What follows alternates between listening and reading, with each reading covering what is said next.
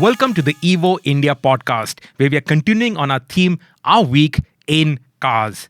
This week, we have a very focused discussion. Just two brands, Porsche and Mahindra. I'm Sirish Chandran, editor at Evo India. I'm Aatish Mishra, assistant editor at Evo India. And Sirish has been out on the drives of the XEV E9 and the BE6. Have I got the names right? You have got both wrong. What? Both you have got wrong. 9E. Oh, 6E and 9E. XEV 9E.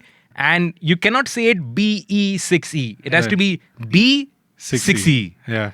Tedious names. Tedious names. I could not get a answer as to why this XEV on one side and BE on the other side, especially since BE stood for Born Electric. Exactly, yeah. But I think somebody from BMW called them and said, "Hello Mahindra, we are BMW and we did Born Electric." So now they can't use Born Electric. So now it's Electric Origin.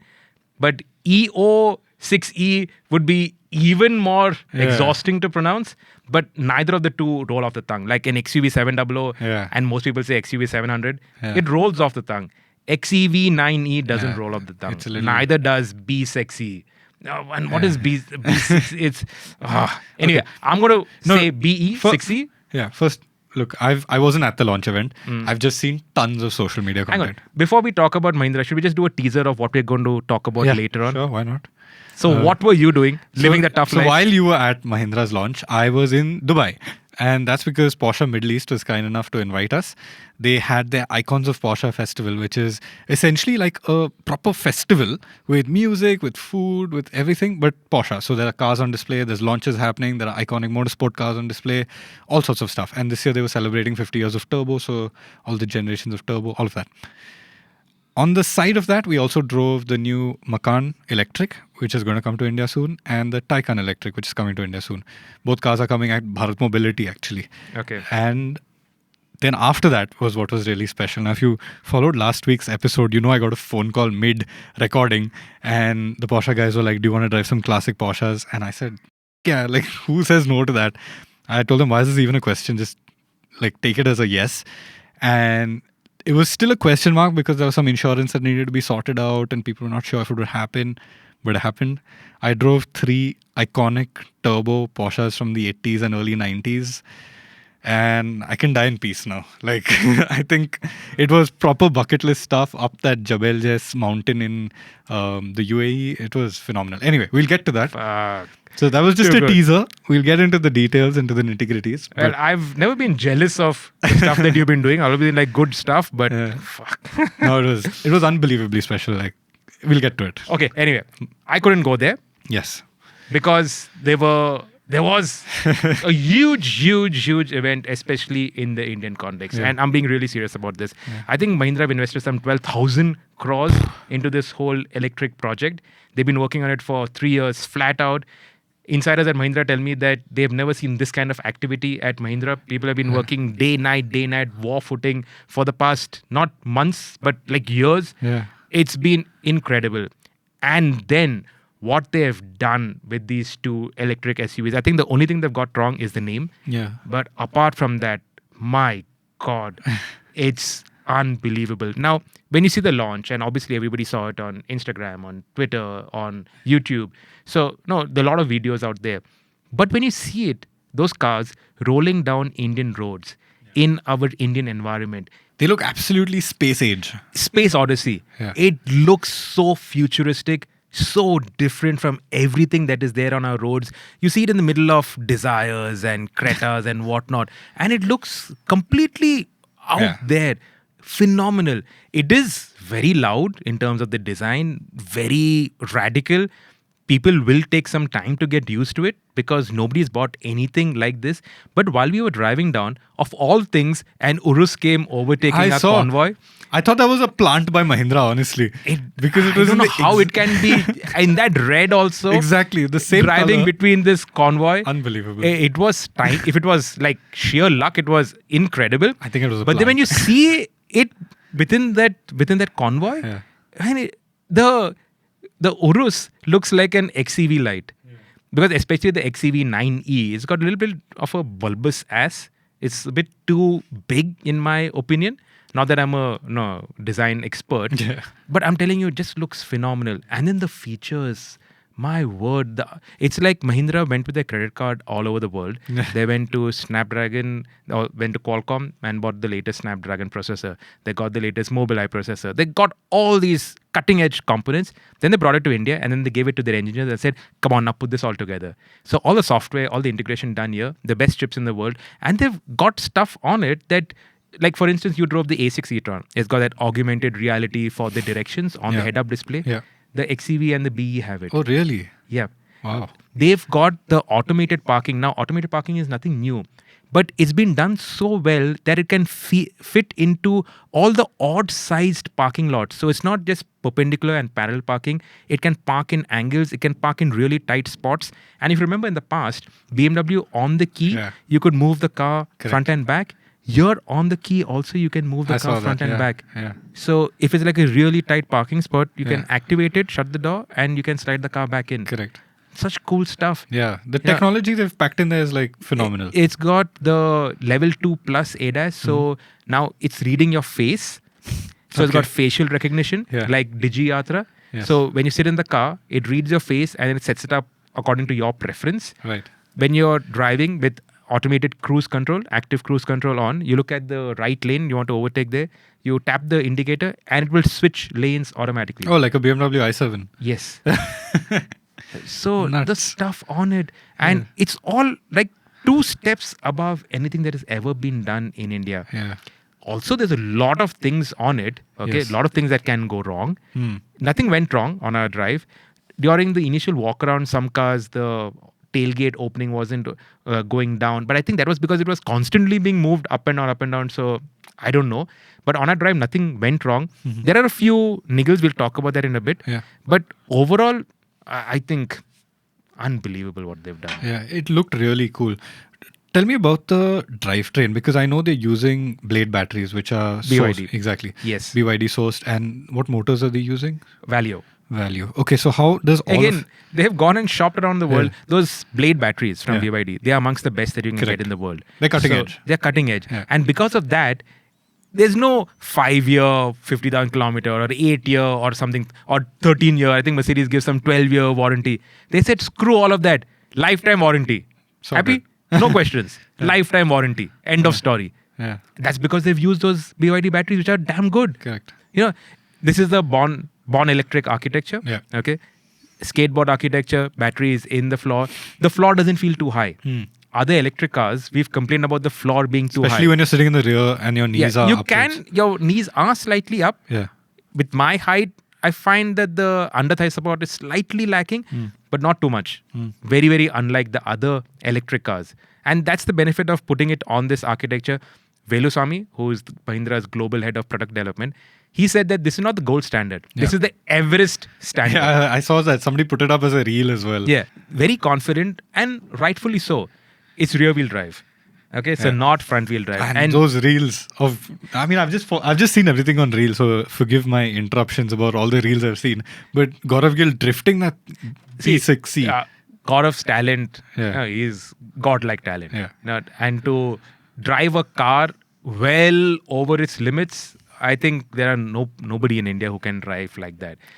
But okay, you can't do that in your car. There is no drift mode in the BE or in the XE. You'll have your ESP kicking in, and so there is a ESP off button, but it's not going to let you carry. I obviously tried that on the handling track, but when it senses that the car is getting haywire, it cuts in. So you can't. And I didn't have enough time to go and find which fuse to pull out to disable it completely. Right.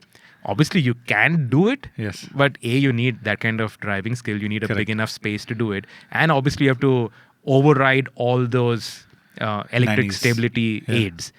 But that looked really cool, did it not? Insane. I was shook because, I mean, you'd expect, okay, rear wheel drive, it's going to be powerful, it's going to handle, it's going to do this, do that. But for Mahindra to themselves come out there and say, we can do this, put Gaurav in the car and shred tires. You know, for a manufacturer to do that at a launch, it's not common. You know, you see maybe a BMW M doing it or an AMG doing it. But for a Mahindra to do it on a family SUV, I know you can't do it, but it's pretty cool to know that the car itself can do it. Yeah. They also had a BMW, an Audi, and a Mercedes, and they did these back-to-back tests with it, which I thought was not needed.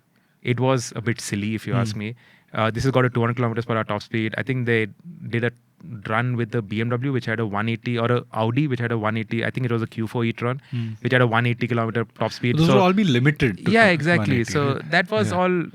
What they did great was the crash test. We saw an Yeah. XEV, a live crash test. Very impressive. It's my first time I'm actually seeing a crash test live, and the sheer violence of a crash, it shakes you. Yeah.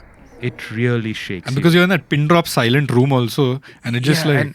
And then you see a car going whoop. Yeah. It's like. And then it's just glass and metal everywhere. And after that, man, you cannot sit in a poorly built car. Yeah. Because it's hitting that wall at 64 kilometers per hour. And it explodes. Yeah. So after that, you double down on safety. So that was great. Then Gaurav shredding tires were great. Then after that, they should have just given us the cars and let us get on with the content. After that, they stretched it out with all those tests. They did an ADAS test with an EQE. I drove an EQE for 3-4 months. Had to make sure that we switch off ADAS every time we get going, because it intervenes so often. Yeah. And they said that does not stop in time when it sees a car. It happened to me today. I was driving that Maybach EQS today. Yeah. Today, somebody just braked a little bit in front of me and it went, and I forgot to turn it off because I forgot to turn it off. So I know that it brakes well in time before it hits anything. And they said that it's not braking, and I thought that was not in good taste. But okay, leave that aside. The cars, the way it drives. Now, Mahindra's got a new handling track at MSPT. Right. So when we did that 24-hour endurance run with the XEV 700, there wasn't a handling track. Yeah, but probably now not. they have it's sort of like a racetrack. I think it's probably be around 2 kilometers, 2.5 kilometers, with a nice straight, with a tight corner after it, some runoff. So you can really send the XEV and the BE. We've got some GoPro point of view footage also of me going around the place. And that's where the benefit of the rear-wheel drive architecture comes through. You can feel it. You can 100% feel it. Not just that, but the front wheels don't have to do two things. Correct. It doesn't have to put the power down plus steer. So, no, when you get past the apex, you can get on the power. The ESP intervenes slightly less. The front doesn't push on the power. So, it's got very good steering. It's lifeless. And it's got variable geometry steering. Right. Which is really cool. It is lifeless and it is too light. Mahindra always err on the side of lightness because they want to make the cars easy to drive in the city, very maneuverable. So fair point, that's their ethos. In that race mode, would have preferred the steering to get a little heavier to give it more of that sporty feel. But the steering, the turn-in is very quick, very direct, very responsive. It feels agile. It's actually surprisingly good fun. After Gaurav did his tire shredding, he was sitting with me and we were talking while all that other drama was going on. And he was saying that, okay, I don't know if I should say this, but I think what the hell, let's just say it. He said that, whenever anybody says electric, I say, shit, no, don't want to touch it, don't even want to look at it. But he said, Gaurav Gill said that it's not because I'm part of Mahindra and I'm doing this for them, but if I were to buy an electric car, I would buy this. No problem. To drive in the city, it's quick enough. You don't need any more power in the city. It's nice. It looks cool. So the BE is an electric car that Gaurav Gill said he would buy. And Gaurav Gill is a petrol head. Nobody questions his petrol head credentials, right? You cannot. You need to be mad to question his credentials. And he said, this is an electric car I would buy. And that marks a sea change in electric mobility for India. Because now, okay, we've all been sitting on the fence in terms of electrification and should we not. But I don't see any reason why you would not want to buy these, especially at this price. Yeah, that's what I wanted to get to next. The prices. Phenomenal pricing. Okay, this is for the pack one. So obviously it won't have all the masala on the cars. And the difference between the BE and the XE is some 3 lakhs. Yeah. But even then, 59 kilowatt hour, the battery pack, okay, is the largest amongst any of the Indian vehicles, right? So you got a big battery pack, you got good range. Then 79 has got a 533 kilometer WLTP rated range. Yeah. They don't have to do WLTP, but they're doing WLTP because their ambitions are global. What would be the real world range? So ARI 650, WLTP 533, 550 would mean 420. Aram se. More than 420, unless you are doing like long distances and all that, you don't need more. No? Exactly. And generally when you get out on the highway, you stick it into efficiency, it stretches out that range even more. So you have good enough range. You have got good power. 0 to 100 in 6.7 seconds. Okay. Mahindra have tuned the torque map so that you don't get that that head toss. Yeah. Like in a lot of aggressively tuned electric cars, you step on it and your head goes knocking back, and that's a bit uncomfortable, and passengers feel very sick. So they smoothen that out. So initial acceleration is slightly gentle comparatively compared to other EVs, but then post 2030, then it starts to pick up steam, and 0 to 100 in 6.7 seconds is, It's very come quick, on, man, yeah. it's fast enough. Right? It does 200 kilometers per hour, genuine. Yeah. Of course, after 140, 150, then it takes its own sweet time to get to 200. And but your it range gets will to- also be tanking. Yeah, that reel that I put up on Instagram, that showed some 4% down in some, 2 minutes or something. But obviously, you're full pelt. Who The drives amount like of that? wind resistance at that speed and who is... drives like that? Nobody drives like that. Now, Mahindra did not tell us the CD number. I don't think it was or will be very impressive. Otherwise, they would have 100% Shouted talked, about it. and they would Yeah. have said Audi has this much, this has this much, Mercedes has this much, and we have this much. So 100% they've tested it in the wind tunnel. Yeah. But it's got that cool Ferrari-like S duct Yeah. in the nose of the BE, Yeah. which is such a cool touch. And that's probably functional. It'll be a little functional, right? I think it's done more for style, but it will give you some functional benefits. The rear spoiler looks more stylish than actual used thing, but theek hai na, it will still do something. And if it gives you that kind of range, means obviously it is helping. Does it ride well? It rides well. So the XEV has little bit, because it's got a slightly softer damping setup to go with that whole luxury positioning. So you can feel a bit of that weight. The typical electric cars with that weight, it sort of heaves on a suspension. There's that vertical movement. You can feel a bit of it in the XEV. There's no completely masking its weight. You can feel the weight. You can feel that it's a heavy electric car. The BE, on the other hand, now the skateboard architecture is the same. Wheelbase, same, 2775 mm. But that has got a slightly sportier setup. Not uncomfortable, but it's actually better balanced than the XEV, because there's less of that vertical movement, less of that heaving, and good ride. We drove it from Chennai all the way to the Mahindra SUV proving track. So that's like some 2.5 hours. So plenty of time on proper Indian roads. It did not feel stiff. It did not feel poorly damped. Mahindra's calling it semi-intelligent dampers. Just a fancy way of now terming their same FSD dampers. Right. FSD became MTVCL, Yeah. and now it is semi-intelligent dampers. So a lot of marketing jargon also going into the engineering side of things. But it shows that they're proud of what they've It's achieved. a good way to insult somebody. You're only semi-intelligent. But, they're really proud of what they've achieved. Yeah. And when you see what they've achieved, it's in terms of the electronics. Now, there were a lot of tech influencers out there.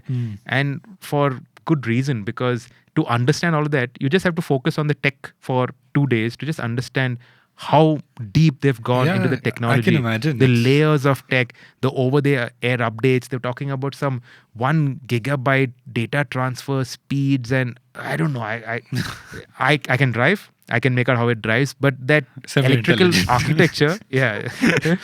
But the electrical architecture is also path breaking. Yeah. So they've So now this is interesting because all this while Tata had the edge over Mahindra in the EV space, a very clear one. They had the Nexon EV first; it was doing good numbers. The Punch EV, the Tiago EV, now the Curve. The Curve wasn't so much of a hit, but the rest of the range was still very impressive. And now in this one step, Mahindra has sort of leapfrogged them. Can you say that? killed it. Yeah, They're 100% now, because if you look at a Nexon price for 1 lakh more, you get Yeah. a BE. correct. Okay, it's got a bigger battery, and I'm talking about the Base. pack one. Yeah. But it still has a bigger battery, so it still have more range. Plus, no matter how much of the features you take out, you still have to have some basic features.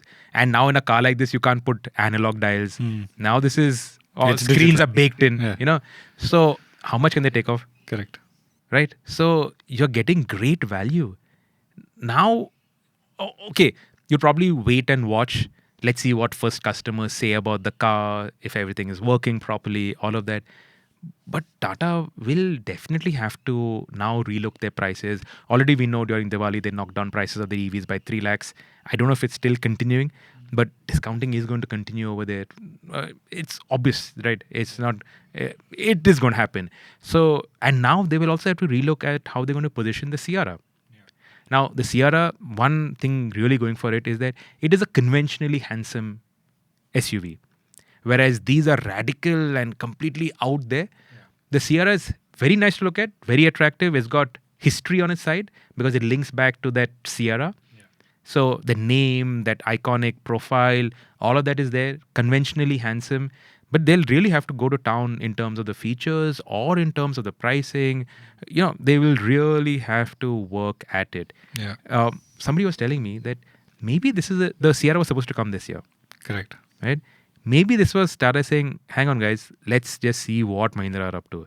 Because these guys, if they pull a joker out of or rabbit out of their hat, then if we have already launched, then we can't do anything about it. So we might as well wait. And in any case, the Bharat Mobility Show is coming in Feb. So there has to be a short stopper. So it's a great place to do a launch if needed. But how much can they change in such little time? Yeah, that's also there. Yeah, it's not like you can go and shop for a new battery. Exactly. So I don't know. See, Tata also showed the Harrier EV with all-wheel drive. Which is supposed to come next year. Yeah. The thing I want to actually focus on is that if that can have all-wheel drive, so can the Sierra. Yeah. So an all-wheel drive Sierra, could be like a good talking point. So there are things that it can do. And see, Tata have had the head start. And obviously they're working on it. It's not like they had a head start and then they went to sleep. So they've also been pushing. Their engineers are also passionate and committed. So they've also been pushing. Now, they will definitely have to do something. And it's great for the customer. Yeah, because they push each other. Yeah. Can you believe the value that the customer is getting? Unbelievable. Today, with an Ioniq 5, everything that you get in these. You really do. Yeah. If you ask me, gun to my head, would you spend 60 lakhs for an Ioniq 5 or an EV6 and not maybe how much this would be? 26, 27, 28 for the top end version? I would say no, man. You'd buy these, right? Yeah. Because you just get so much. You get wireless CarPlay. Yeah. The Koreans don't yet have wireless CarPlay in their cars. Anyway, that is because of that old architecture. It will come. But that's right now. And that's the beauty about electrification. It just evens the playing field, That's why it evened the playing field for the Koreans against the Germans. Yes. Okay. And the Chinese against the Germans. Yeah. So when we talked about the Ioniq 5, we said that, this is the Koreans saying that we are giving everything that the Germans have and more. Yeah. Now, this is the Indians giving everything that, forget the Koreans. So, because Mahindra are talking about the Germans. They're talking about Germans. And what you don't get is that interior finish that you get in the Germans. The plastics feel like plastics. They've got a 2 patch on the seat. So you got that fabric, which is recycled PET bottles, and then the leatherette. So the leatherette is for where your bum and back is, and the other sides are that fabric. I would have preferred it the other way around because the fabric is actually very nice, and in the Indian heat conditions they work better. But obviously you need that leatherette because that is perforated, and from there it pushes cool air up your ass. But it's got cool seats. Yeah. Doesn't have heated seats. Cool rear seats? No. Only on the front. Yeah. So it's got all of that. But now, what's not great? Yeah, that's what my next question was. If you had to say 3 things that you didn't like about these cars, what would they be? It doesn't have physical buttons for the aircon. So when you don't have CarPlay connected, there the temperature controls remain static on the screen, like in BMWs. Right. It doesn't disappear. So at the bottom of the screen, on the central infotainment screen. But if you connect Apple CarPlay, because they've obviously wanted to use all the digital space for Apple CarPlay, so your Apple CarPlay display is big, but the problem is that covers the temperature control. So to access the temperature, then you have to press a button on the center console, then the temperature comes. Okay, then you have to press precisely at that temperature spot.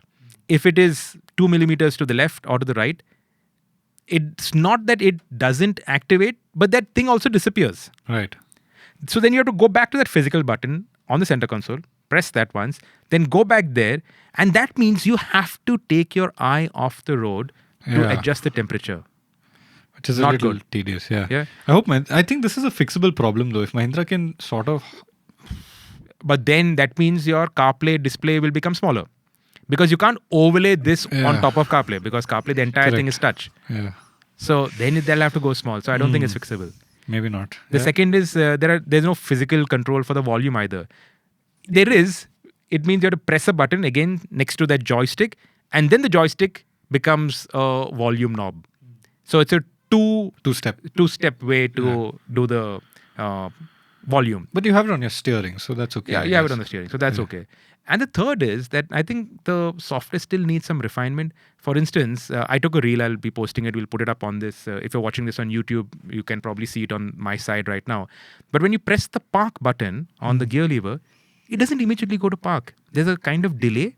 Okay. So you think you haven't pressed it. So you press it again, you press it again, you press it again, you press it again, and then it goes into park, which is very strange. So if you just press it and leave it, will it go into park or does it just lag? And the first time I did that, I pressed it, I started to get out of the car and the car moved in front. I'm like, oh shit, what happened?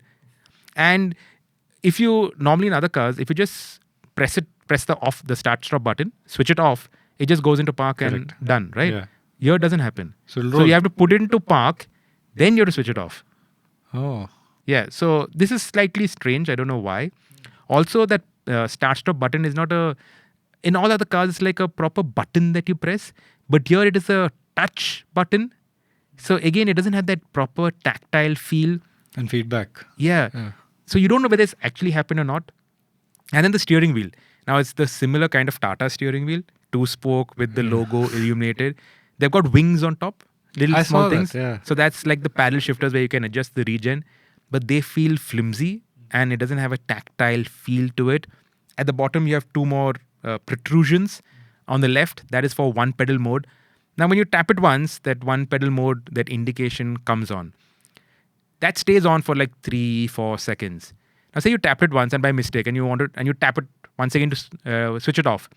But then the display doesn't keep pace with what you're tapping.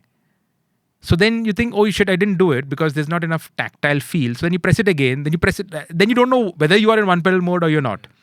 It's not a make or break problem, but but these are small UI UX problems fundamentally in your everyday interaction with the car that will annoy you, and which I think can be fixed over with an OTA update. And they should be, But the tactile feel is not something that can be fixed. Tactile can't be, but at least if you get feedback, if the car lets you know through a screen or through something that this and can one be thing fixed. I think they missed a trick in BMWs, which have that boost button. Yeah.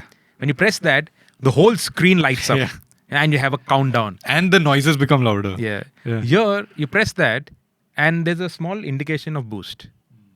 So it's not very dramatic, and this is pure drama because nobody's going to use boost. Okay, if you want don't to need overtake, it also. and nobody's going to remember to press boost also. If you're overtaking, you suddenly need the power. Nobody remembers to press boost. It's only when you're launching off the line and you want to impress your friend in the passenger seat. That's the only time. Yeah, that's the only time. Otherwise, you're not going to use it. And then when you press it again, okay, there is a time delay. You can't keep using the boost, but then it says boost not available or something like that. And then you don't know why. So you're thinking that maybe that boost is not working. So again, that should be sorted out. And also, it doesn't do when you put it into race mode, for instance. Now, it doesn't have zip zap zoom. Thank God. Right? It has everyday, range, and race. Why can't they just do normal modes? So everyday, range, and race. And when you put it into race, that's when maybe you should have some more of those piped sounds. But there aren't any. Yeah. And 2 years back in South Africa, when they first announced these BEVs, they said that A.R. Rahman is going to compose tunes for it. Now they've been very silent about there is no A.R. Rahman. Interesting. There was another Grammy artist. Okay. But he's the one who tuned the sound and everything. So when he said Grammy artist, everybody thought A.R. Rahman was going to come and all. There was no A.R. Rahman, so there was no talk about what happened over there with that. So, but the sound system, banging sound system. Only thing it lacks compared to really high-end cars is 4D sound, but it's got Dolby Atmos and I can tell you it works that really 4D well. sound I turn off the first thing I get into a car. Yeah. So it is really cool. The lighting in the panoramic roof, that also is cool. Yeah, that's very BMW. Very BMW. Yeah. Of course, it's not as well done as a BMW. Like when you switch it off, you can't see the strips in a BMW glass roof. Here, that strips are always visible. Right. So in the XEV, you always have that Mahindra logo sitting on top of your head. Okay, but 20 lakhs to how many other crores? But it's okay. But it's fine. And it looks, so in the night when we saw it with that mood lighting. Yeah. Another thing, I know it's a little crazy to say this, but with the F80, Ferrari talked about the single cockpit feel that they did. Yeah. Where the whole thing wraps around you. In the BE, they have that similar kind of bridge where the cockpit wraps around you. The only thing is that because it's got that screen in front of you, so that doesn't wrap. Yeah. So that's kind of like gives it a more open feel. But otherwise, this is kind of like a FAT. Yeah. And it's got the similar race designed steering wheel. With the flat buttons top, on it. Flat bottom. With so many buttons. Yeah. So they are also doing so. It's kind of you're getting Ferrari feels. The only in thing a that's Mahindra. missing is a Manatino that says everyday range and race. Yeah, they can probably do it because you get a boost button. So, Yeah. but that's the amount of stuff they have thrown at it. They've seen what is there on every other car and they've thrown this at it. Unbelievable. The seats in the BE, they are not carryover seats, and those have an inbuilt USB-C slot. The seats are already wired to take in an aftermarket accessory, wherein then you can plug in your iPad, and then you can sync what you're watching on the passenger screen. You can sync that to the central infotainment screen and the rear 2 screens. So you have a 4-screen theater setup inside the car. So everybody's watching the same YouTube video or whatever you're watching on the passenger screen. Yeah, Can unbelievable. you believe it? These are things that you would not think of, Yeah. but it's there.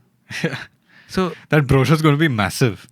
yeah, and the amount of options on it and what all you can do. But net, it drives you really well. Yeah. The fundamental dynamics are sorted.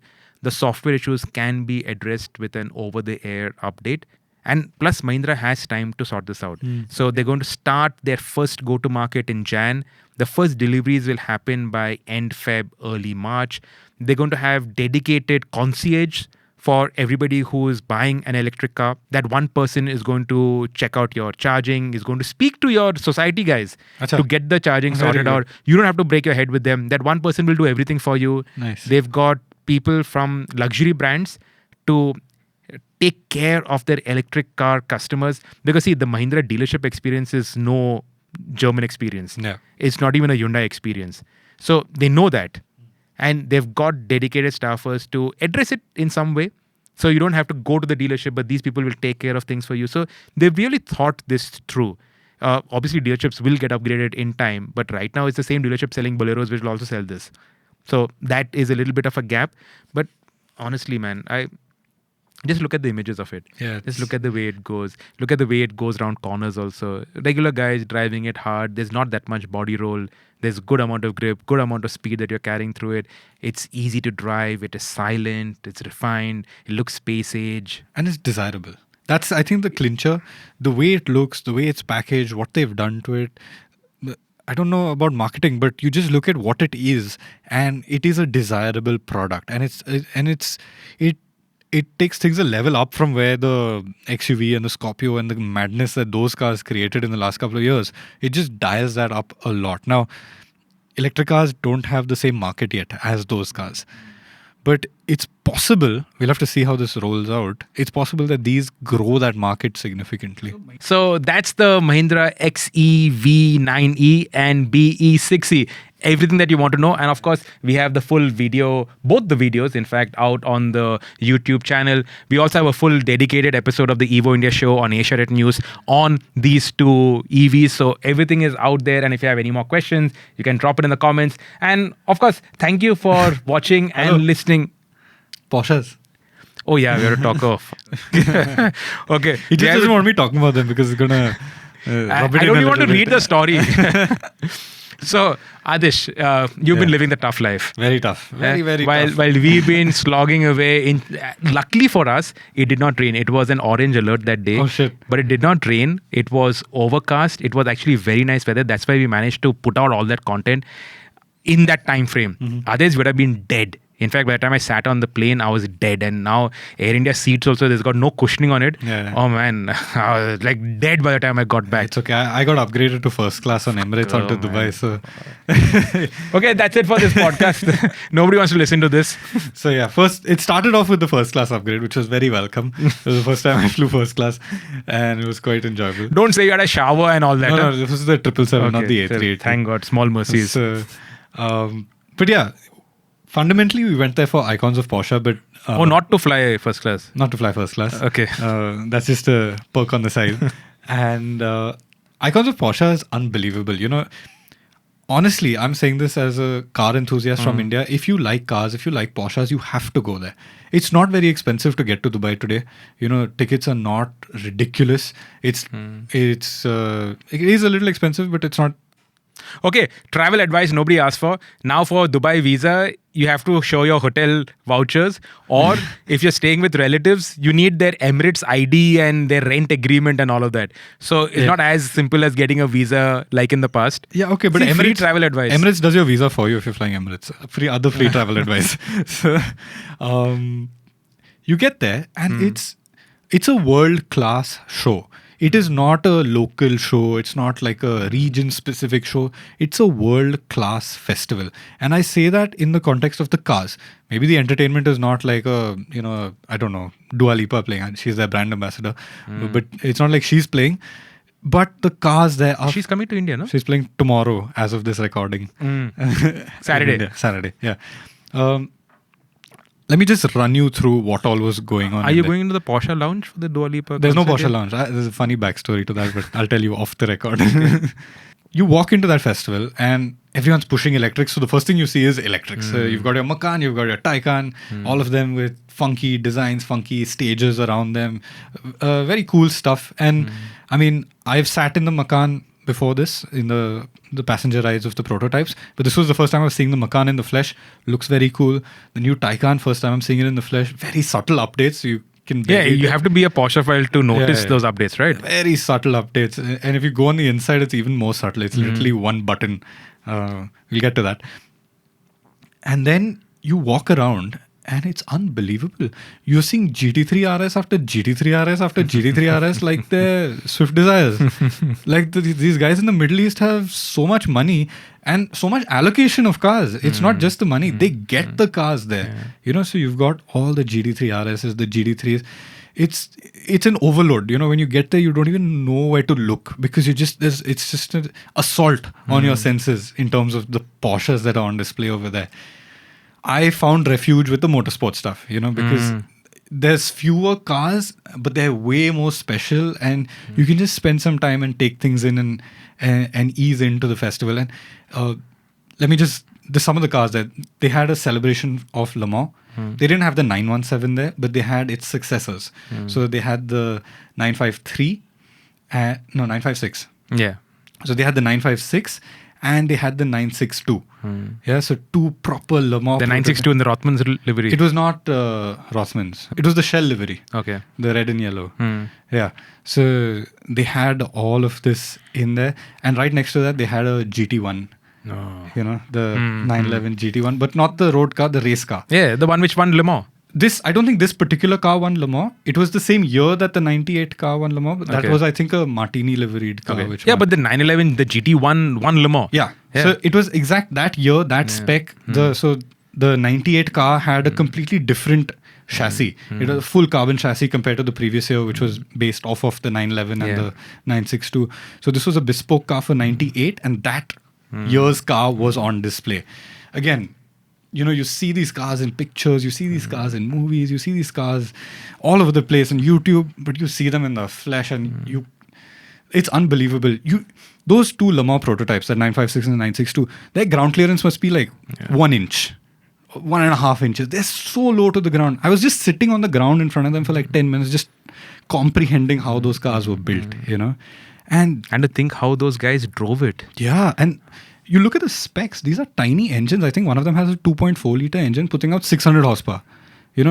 Big turbos on them, twin turbos, turbocharged to the limit, and those cars won Le Mans. All three of those cars were Le Mans winners, and that was really special to see over there. Fantastic. And then they had the modern car. They had the 963, which is the modern Le Mans prototype. It's not won Le Mans yet, but it's won the 24 Hours of Daytona. And I mean, you can see the provenance. The Porsche is the most successful racing manufacturer in endurance racing. And it was all there on display. Real cars, not mock-ups, not, copies, not replicas. They're actual racing cars. Jackie X's name was on that car. Derek Bell's name was on that car. So it's super, super special. It's heaven. Yeah, it's glorious, glorious heaven. Yeah, they had their Formula E car on display. I mean, It You looks even went very there? cool. I looked at it. This is the new Gen 3 car, which is the new car which we haven't seen, I think. Okay. But it looks cool. Pascal Wehrlein was around, walking around. Mark Webber was around, walking around. You had breakfast with Mark Webber? We had breakfast with Mark Webber. We watched the F1 race with Mark Webber. What did he have for breakfast? He actually just had coffee. He had his breakfast before. We were all eating while he was sipping coffee, and we were all watching the race together, which was, again, super cool. Now, not everybody who comes to the festival get this experience. Of course. We were media. They allocated time with their spokespeople and their brand ambassadors. Still very special. But Mark Webber was walking around the festival. You could just bump into him at one of the stalls maybe. So in terms of that kind of access, it's phenomenal. You go to the other side. Yeah, there were all of these prepped Cayennes, which were fully off-road prepped for the desert. And I asked around, it's one guy, this guy called Zeus Off-Road or something, that's done some 12 or 15 Cayennes, which were all parked one wheel in the air, doing all sorts of crazy stuff. Some overland builds with tents on top, some racing type builds. And he's done a couple of sports cars as well. So people who couldn't get Dakar allocations, he's built Caymans with like lifted suspension and 911s with lifted suspension. That's actually the reason why I don't go to sleep early. Yeah. Because every time I get to bed, the bloody phone is there, and then I go looking at safari builds on 911s. Unbelievable. And I'm going nuts looking at all of that. So people are saying, mat karo, but but that's my guilty pleasure. So Dubai is a place to send your car if you want to do that, probably. It's phenomenal. And then they've just got customer cars on display, so... Any Porsche guy can park the car there? No, so I think you have to buy or apply, and then you get selected, because I think in the first year, they had to ask people to come, and people came. But I think over the last 4 years, people have realized that it is the place to be for a Porsche owner. And now those spots in the festival are in demand. So they open it, and people have to register, and then they select. Really? Okay. So it is special to be in there. So do you have to have like a special Porsche, or can you have like a regular? There were a bunch of regular cars as well, but I don't know if I saw any Carreras or anything, but like everything was either a Turbo S or a GT3 RS or a GT4 RS. There were regular Carrera is like an Alto over there. There were GT2s. There was a Brabus 911. They do 911s? Yeah, they do a 911. Oh, really? There was a GT3 RS. I think it was a GT3 RS. I can't remember. Maybe a Turbo, which was done in a Lightning McQueen livery. Okay. It's just so cool. They had the old 550 Spider. Okay. Yeah. In the Carrera Panamericana livery. Oh, okay. Right next to the Le Mans car. That's the one that James Dean cocked it in. Possibly. Yeah. I'm not sure. But yeah, there was a 550 Spider with Carrera Panamericana livery. Unbelievable. And then all of Porsche's global partners are there. So you've got a Tag Heuer stall. Obviously. You've got the Lego stall. They had a life-sized Lego. Lego of a 911 Turbo. That was really special. And then, like I said, they were celebrating 50 years of Turbo. So they had the turbo cars on there. Every generation of the 911 Turbo, right from the G series to 964, 993, 997, 996, 997, and then the modern ones. Wow. Every single one, mint condition. Some are owner cars, some are museum cars. But they know how to throw a party, Porsche. Wow. And they threw a hell of a party. They have a stage. Cars come onto the stage. The spokespeople talk. They had Oliver Bloom there, who gave a speech when I think the Taycan was unveiled for the region. Mark Webber pulled up in the GT1. There's just crazy stuff happening over there all the time. And good food. A lot of Dubai restaurants, local restaurants have set up stalls there, so you can go there. It's like a 2-day festival. 2 days, Saturday, Sunday. Superb. Porsches to your heart's content. And that's why I think, if there was a 918 Spider and a Carrera GT on display, owner cars. But there, 2 years ago when I went, they had the Dakar 959 and all the Safari rally cars and all of that. Yeah, this is the 4th year they're doing it. It's the 4th year. 4th year, yeah. So, genuinely, if you're a car enthusiast and you can spare the money for a holiday to Dubai for 2-3 days, maybe extend it, spend some time in the city, just do some fun stuff. But try and make it for Icons of Porsche, because as a fan of the brand, there's just... You'll never see that stuff in India, and there's so much to take in over there. Okay, Aatish, next time I will try and do it. I still want to go next year again. Okay, so that was Icons of Porsche. Yeah. And then you also drove some iconic Porsches. Yeah. So we had 2 days after Icons of Porsche where we drove EVs. So this was the first drive for us of the Macan and the Taycan. I'll gloss over that quickly. Yeah, and I'm not interested also. So, Okay. okay, gloss over quickly. Yeah. Briefly, Yeah. very fast Macan. I think it has 1130 Nm of torque in a Macan. Okay, and this is not even the Turbo S, this is a turbo. So you can imagine the sort of performance it has. We couldn't use it. Dubai speed limits are very strict, but we did drive it. Very nice car. It builds on the Macan that we already have. But the good thing is the older Macans are also still on sale. So if you want to buy it, you can still buy it. Okay. Taycan, minimal updates, small nip and tuck here, a boost button on the inside. Yeah, that's it. That's literally it.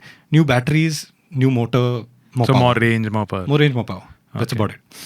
Okay. I really can't tell you much else because we drove at speed limits and Chalo, life moves on. Now let's go on to the good stuff. So the next day, this was Saturday, Sunday, Icons of Porsche, Monday, Tuesday, Macan Taycan, Wednesday. Okay. I had the time of my life. Okay, so I didn't sleep the previous night too well because I was so nervous about what was to come. We were going to be driving iconic Porsche turbo cars. So alongside those motorsport cars which I told you about, Porsche had brought down 3 turbo cars from their museum. The G Series turbo, which was the first 911 turbo, the 964 turbo, which was the turbo that followed that, and they had brought a 944 turbo, which was the 944 was a front engine rear wheel drive car that sat under the 911 range for many years. And we were going to drive all 3 of them. Museum cars, mint condition. And by mint, I mean like... Okay, we got it. Mint. Yes. Phenomenal. Like there's not a crack in the leather. There's not a crack in the we got it. plastics. Okay, come on. Yeah. Yeah. And these 3 cars parked out in the golden light of Dubai's sunrise, just waiting for you to get in and drive. I started in the 944, which I thought was a good thing because I didn't want to start in the 930. The 930 has a reputation. Widowmaker. It was called the Widowmaker. Yeah. I was a little nervous because like, you think about the era I've grown up in and I've started testing car. Every single car I've tested has had electronic aids. I've always had a buffer, a safety net, no matter how much masti I try to do. But here was a car with 3 cars with nothing. No electronic aids. ABS was there on the 964, but no traction control, nothing. Scary. So start off slow. Start off in the 944. That had a 4-cylinder engine, turbocharged, but it's a 3-liter 4-cylinder. Big engine. It's a big engine, Yeah. I think one of the museum guys said it's the largest inline 4-cylinder in the world to go into production car. Probably, yeah. Yeah. So Well, we had the 3-liter Dicor also in the Safari. 3-liter Dicor, yeah. Yeah, so, correct. India for the win. They don't know about the Dicor in India. So, true. Maybe petrol engine though. Okay. But in terms of power, 260 horsepower. Okay. Transaxle. So you've got the engine in the front, the gearbox at the back, good weight balance. And you're sitting in this convertible, soft top. We had the top up because it was so sunny and we were just doing highway runs in this car. But it felt so good. It felt so mechanical. You get into this car, you think things would feel loose. The gear shift would be like have a lot of play in it because it was old. Tight. You put it in super mechanical. It just snicks in there. You don't have the 5 dials in front of you in the 944. You have 4 dials. But you have a boost gauge. So it's showing you how many bars of boost you're putting out. Every time you get on the throttle, you can see that boost gauge move along with your tacho. It's so cool. It's fast. It's quick. I wouldn't say it's fast. It's not as quick as the 911s, but it's quick enough. And to think in 1930s, this car was on sale, it's pretty cool. The convertible is a very special car. So Why is that? the turbo was built in smaller numbers than the rest of the 944 range. So the turbo's anyway small. Yeah. I think 23,000 turbos were built. Okay. But the convertible turbo, only 500 or something were built. Oh. So it's a very rare car. Even by Porsche standards, only 520 or something like that were built. So rare car, but it was a good introduction into the turbo range. Turbo lag was very prominent at that time. It's not like today where 1.5-2,000 RPM and your turbo's spooled up and you're going.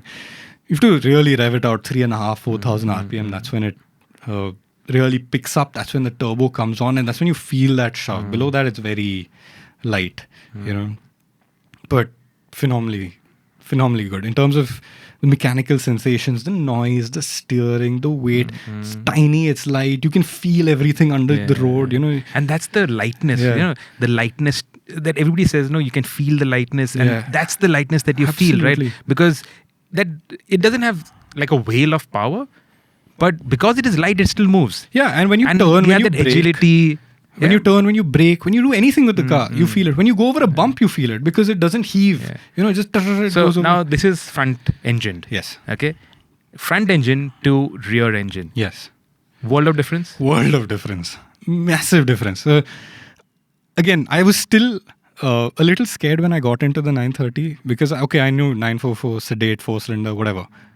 Jumped into the 930 and by now we were already on hill roads. So I didn't have like a learning curve on a straight road before I got to driving this 930. You were in it and you were off. And those guys were not like holding back in the Cayenne Turbo GT in front of us. That was the lead car. We were on the Jebel Jess hill and they were gunning it. You had to be on it from the second you started. So get into the 930, you start it up, see those 5 dials and I was overwhelmed. I couldn't even comprehend what was happening in that moment. I just knew I had to drive. So these guys don't wait around. We were on a tight schedule. German car company, everything has to go according to schedule. You get in and drive. Put into first, start driving. In first gear, you feel it's very lazy. Up till 3.5, 4,000 RPM hits and you're off. The tacho fires itself to the red line. So they say, it's like lighting a fuse. Yeah. Is it? Absolutely. I don't think it's as dramatic as it used to be. I think because of what? These cars were all running Pirelli P0s. Okay, because of modern tires. So you're not like lighting up the rears in first gear or anything. It grips and it goes because you've got good tires on it. But you can feel that difference between between lag and boost. And it's a very apparent difference. It's like a switch.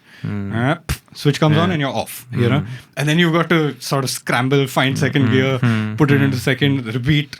Boost comes on, find third, But if you shift at the red line, do you stay in the meat of the torque curve or does it drop out of boost? So I did shift at the red line because all the Porsche engineers were like, these are old ladies, please take care of them. So you're always going off boost, then back on boost. Okay. And you're being gentle with your shifts. You're not like slamming in shifts.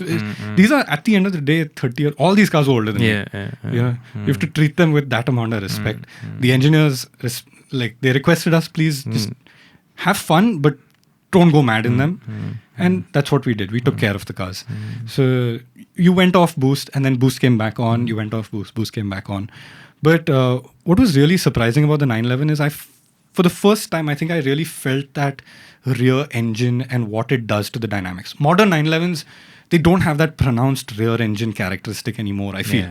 I think the electronics sorted out, the way they've engineered the cars now sorted out. I've driven the 992. And that really doesn't feel anything like this. This, when you get on the gas, it squats, the steering goes light, and you're just like firing towards the right. You've got mad traction. You can feel that traction. It's just putting down all that power.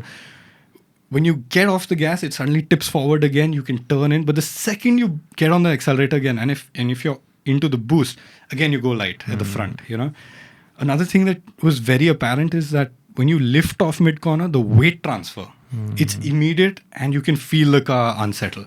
It's not, again, it didn't lose traction. I think the modern tires were again there as like just a safety net of sorts. sorts. It would not, like I've read a lot about how it would snap into oversteer and you'd be in the hedges. Correct. Nothing like that. It didn't snap, but you could feel what would make it snap. You can feel that if you're on the gas and you lift it off the gas, that weight would just shift forward. The rear gets light. It didn't break traction, but you can feel all of that. And the sensations, it's so raw. That 930 turbo is just an animal. It's not tamed.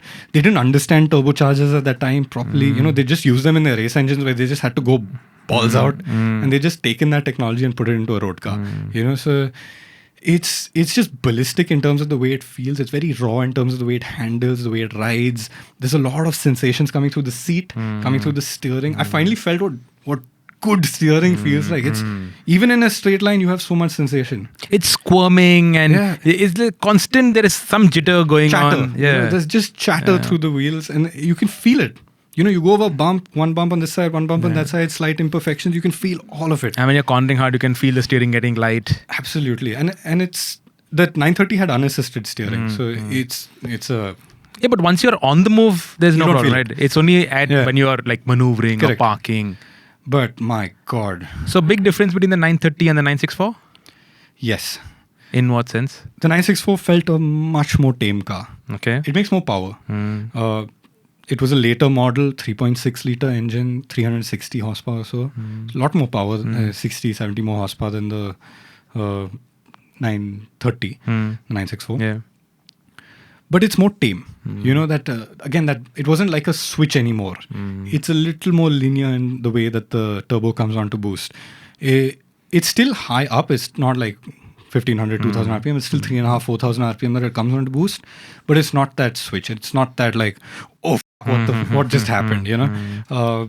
The way it handles also, the weight transfer, I think was a little better. It doesn't feel as scary.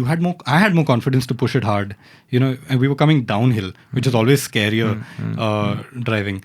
But in the 964, I still had more confidence. I could carry more speed. I was able to just manage it on the brakes a little better, turn in on the brakes, then get back on the gas. You don't feel too scared that it'll snap on you. It just felt a lot calmer, but still very fast. One thing I loved about these cars, you can tell that they were built as high-end luxury cars. This 1989 930, it had power seats. You know, it had thick shag carpet like you'd have in a Rolls Royce or a Bentley. Thick carpet. Same for the 964. Thick carpet. You know, just the stuff you want to lie down on and go to sleep. Proper electrical seats. You had a Nokia telephone in the 964. Yeah, it's just unbelievable. I'm lost for words because So once you settle down your thoughts, then we're doing a story in the magazine. You're also doing a video on this? I've done a video. Now let me see Okay. how much footage has come in from those guys and if we can put something together. But I think for me, the biggest takeaway was I drove EVs and this back to back. Oh, no. So if you are a EV enthusiast, I think now's the time to switch off, right? Completely. Because We know what's coming. I've always heard that we've lost something in this transition over the decades. And from today's modern ICE cars to the EVs, you do feel like you lost something, but it's not like massive. But when you drive a 1980s, 1990 Porsche, and you drive both are turbos. You drive a Macan Turbo or a Taycan Turbo S, and you drive this. I was shaking when I got out of that 930 Turbo. I had maybe 10 minutes in the car. Yeah, it was just a quick blast up that mountain. I didn't have time to settle in, nothing. I just got in and drove. I got out shaking. I got out grinning. I got out sweating. Those cars, the AC's barely. The 964, the AC worked properly. The rest of them, it didn't work too properly. And we were in the desert, 40-degree heat. I was sweating. I was heaving. My heart was going, firing inside my chest. I was shaking. I didn't want to get out. I was in love. Literally, like it was overwhelming, those sensations. And then you drive those EVs and they're blistering fast. They'll punch you in the gut. They'll push you to the back of your seat. But they're motionless. They just don't do it for the soul, you know? And on that note, we have to call it a wrap on this episode of the Evo India podcast, where we're talking about the cars that we've driven over the past week. Aatish, thank you for that wonderful insights on classic turbo Porsches. Yeah. I don't think I had the vocabulary or the insights or the perspective to do justice to those cars. I was just a fanboy driving and living those dreams. Yeah, but end of the day, that's what we all are. We are all fanboys, and we're doing this because we love cars. Yeah. And then you get these opportunities once a year and you grab it with both hands and you run with it. I'm still pinching myself. Superb. So thank you for those insights, Aatish. Pleasure. It's been, eye-opening for me also because I've never driven these cars, so I wouldn't even know. So good to hear it from kind of the horse's mouth. Yeah. And I hope you guys enjoyed our insights on the Mahindra electric vehicles. The videos, like I said, are live now on the Evo India channel. Our next issue, the cover, is on these Mahindra EVs, where we'll really dive deep into the nitty-gritties of these electric vehicles. And yeah, that's all we have on this episode of the Evo India podcast. Thank you for listening and watching. If you've enjoyed this, give us a thumbs up. Share this with like-minded enthusiasts. If you want us to talk about certain topics, let us know in the comments. We'll get back to you if you have any more questions on old Porsches or new Mahindras. Again, drop it in the comments. We'll get back to you. And once again, thank you.